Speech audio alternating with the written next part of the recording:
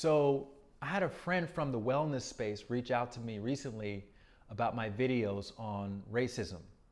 And he was suggesting that I'm being divisive and that I'm painting black people as victims of racism and that I'm abandoning my previous message that we're all one.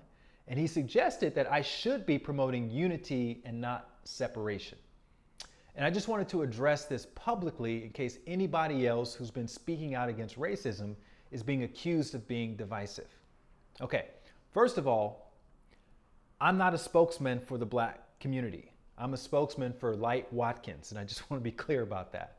Next, the way I see it is that speaking out against racism is the way to bring us together and to promote unity.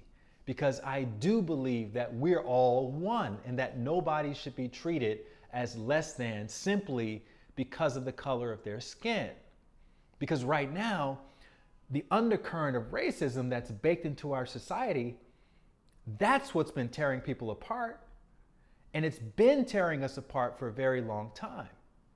My friend said that, Light, you're not a victim of racism because you've been successful in your career. Just because I've written a couple of books doesn't mean that I haven't experienced racism. Remember, I was stopped by a cop while on my way to an interview about my meditation book because some white person thought I looked suspicious. That's what racism looks like. That was just a couple of years ago. And this is why a lot of people don't fully understand that racism isn't like some, rare bird that you may spot in Central Park. Racism is like the air. It's so prevalent that you don't even see it. It's baked into the legal system, the educational system, the financial system. It's in sports. It's everywhere, right? It's like hunger. Did you know that we have a hunger problem? That more people die of hunger every year than anything else in the world. Hunger, literally starving to death. And it's not because we don't have enough food. It's because the food supply systems don't work for everyone. So admitting that we have a hunger problem is not suggesting that the people who are starving are victims.